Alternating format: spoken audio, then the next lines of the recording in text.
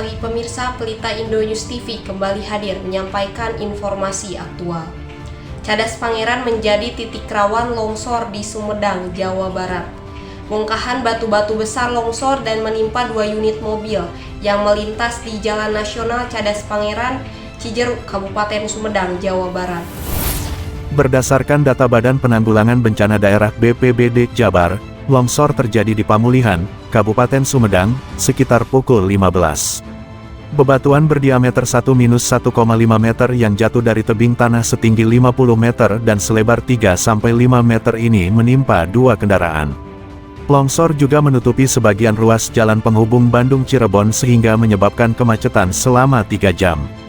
Saat kejadian, kawasan itu tidak diguyur hujan.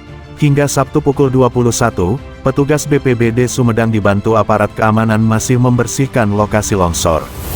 Kejadian ini mengakibatkan 5 orang terluka. Potensi bahaya semakin tinggi karena menjadi jalur transportasi Bandung-Cirebon. Peristiwa tersebut terjadi pada Sabtu sekitar pukul 14.30 WIB sore tadi.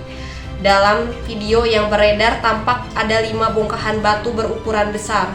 Bongkahan batu-batu tersebut menutup Jalan Cadas Pangeran, lalu lintas di lokasi sempat mengalami kemacetan karena tertutup bongkahan batu-batu besar.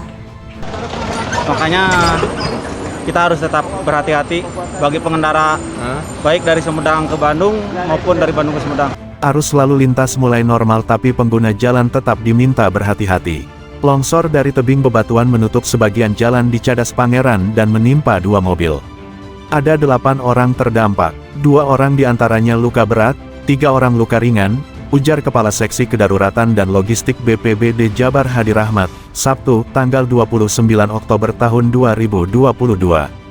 Menurut Kepala Bidang Humas Kepolisian Daerah Jabar Komisaris Besar Ibrahim Tompo, longsoran batu menimpa 2 minibus yang datang dari Cirebon menuju Bandung.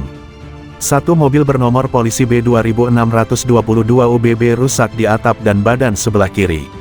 Di dalam mobil ini ada 6 orang, yakni Seril 8, Fatar 5, Kimi 1, Cindy 31, Neta 20, dan Rizal 33. Mereka adalah rombongan warga kota Bandung.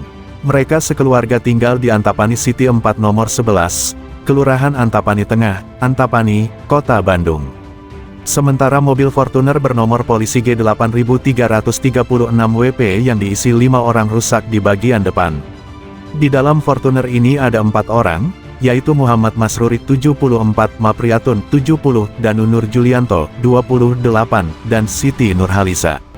Rombongan ini akan pulang ke Desa Timbang Reja, Kecamatan Lebak Siu, Kabupaten Tegal. Karena di sini sering terjadi longsor.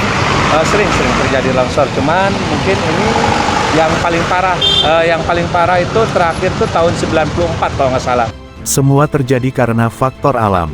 Saat ini kendaraan telah dievakuasi dan petugas tengah melakukan olah TKP, tempat kejadian perkara. Kami juga berkoordinasi dengan BPBD dan mengatur lalu lintas di sekitar lokasi longsor, ujarnya. Berdasarkan data Badan Geologi, Jalan Cadas Pangeran di Pamulihan memiliki potensi longsor tinggi pada Oktober tahun 2022. Jalan yang berupa perbukitan bergelombang itu agak terjal hingga terjal. Dengan kemiringan lereng 10-70 derajat, tingkat kerawanan di Cadas Pangeran semakin tinggi saat musim hujan. Beberapa kejadian gerakan tanah pernah terjadi di salah satu jalur penghubung Bandung-Cirebon itu. Pada tanggal 20 September tahun 2014, misalnya, gerakan tanah terjadi di ruas Desa Ciherang, Sumedang Selatan. Tidak ada korban jiwa dalam kejadian itu.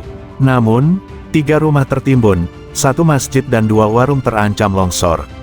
Minim mitigasi, kejadian serupa terjadi, tepat 2 tahun kemudian, pada tanggal 20 September tahun 2016. Kali ini, longsor Cadas Pangeran kembali terjadi di Desa Ciherang, Anjung, Pasirucin, dan Desa Cimareme, Kecamatan Sumedang Selatan. Naas, kali ini 3 warga tewas. Dari analisis Badan Geologi, penyebabnya beragam, mulai dari lereng terjal, intensitas hujan tinggi, pelapukan tanah, dan penataan air permukaan yang tidak ideal. Kedepan, kewaspadaan warga Jabar harus ditingkatkan. Alasannya, sebagian besar wilayah Jabar tengah menghadapi cuaca ekstrim. Sekretaris BPBD Jabar Budi Juanda menyebut, Jabar menerapkan siaga 1 bencana hidrometeorologi hingga akhir tahun 2022. Karena itu, petugas hingga masyarakat diminta waspada dalam menghadapi potensi bencana. Menurut Budi, petugas di setiap daerah diminta untuk berkoordinasi dengan berbagai pihak, mulai dari logistik hingga menerapkan peringatan dini serta evakuasi. Mitigasi bencana ini dibutuhkan untuk meminimalisasi korban dan kerugian di tengah masyarakat. BMKG, Badan Meteorologi, Klimatologi, dan Geofisika, telah mengingatkan setiap daerah, termasuk Jabar, untuk waspada cuaca ekstrim yang berdampak bencana hidrometeorologi. Petugas yang ada di lapangan diminta memberikan laporan selama 24 jam sebagai bentuk kewaspadaan, ujarnya.